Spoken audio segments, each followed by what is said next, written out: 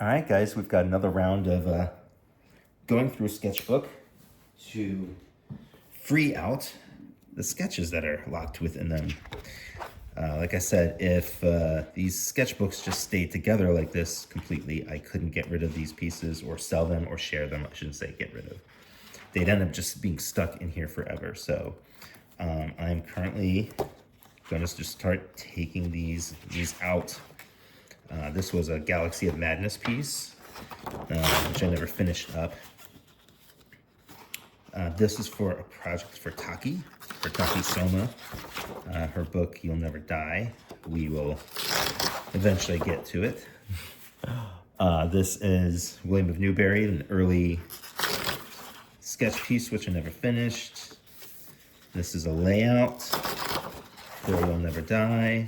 Do a lot of these layouts like this where I just do them in loose pencils. And then I'll use a single pen, usually a ballpoint pen, to do the finishes on. This is for a project I have coming up that stars a donkey. This is true. This is donkey is the main character, or maybe it's a mule, I'm not sure. Here's a sketch of Vincent van Gogh. Taki and I have a project about Vincent van Gogh, and this was a famous portrait of his, which I have redrawn several times until I kind of got the right vibe. This is me practicing Hellboy. See, if this was just staying in this sketchbook, it would never get out. So now I can put it into like a portfolio or something and bring to cons with me. This is just a study for the arm. I'm not going to keep that. These are more studies of the character. I guess I'll keep these. Like, they're not particularly good, but you know, some I'll keep and some I won't.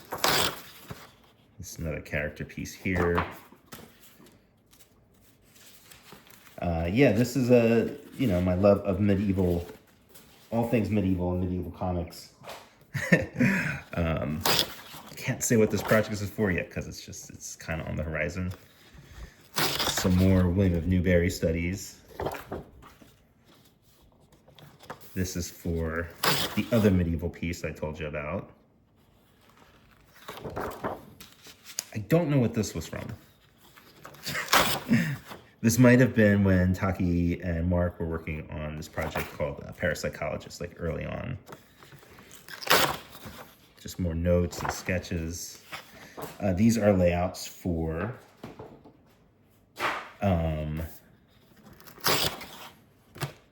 Shadow of the Golden Crane, which is a BPRD story. Some of these are some of these things I won't keep because they're just super light layouts that aren't quite finished even. Like, this is like an idea that's not even, I don't even know, maybe I was just doodling at the time. This is some of the earliest Powers character pieces, character studies. Oh, here we go. Look at this. This is for the actual cover.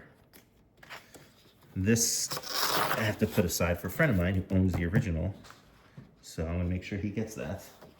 If you know who you are, you know who you are. Some other super early Powers concept sketches. More early sketches. More layouts going back to Shadow of the Golden Crane. Sometimes this is the most fun I have, is during this layout stage where I'm just kind of putting things together. And then even if these pages were drawn digitally, I often will still pencil them out analog. And then, so sometimes that's the only physical thing that exists of it. This is for William of Newbury. More animal studies. More concept pieces. I would love to get to, this is for the second volume, which I don't know how I'll get to, but, there will be more William of Newbury at some point. I still want about the donkey, more medieval stuff about the donkey. Fun character. more William of Newbury.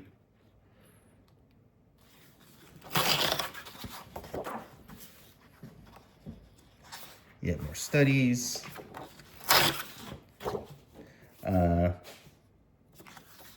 Oh, these were cover concepts for Shadow of the Golden Crane. And I think we eventually went with this concept, which I worked out more on another piece. Here's another Shadow of the Golden Crane concept with Hellboy on it. Character designs for, powers. This is before we even started the series. And again, I'm just playing around to figure out character things. Like here I was thinking about characters using more traditional dress with their costumes. This is a really ugly, quick sketch of what became the BPRD Shadow of the Golden Crane cover. Early concept characters for powers, for who Cutter's Walker might be, or Cutter's partner. Just trying out really different tropes. And for some like this, was very much going against type. You know, go for more like a beat up ugly brute kind of guy. And then eventually we settled in on Moon here. And he's based on a famous chef. And if you can figure it out, you win a prize. I don't know what, but you win it.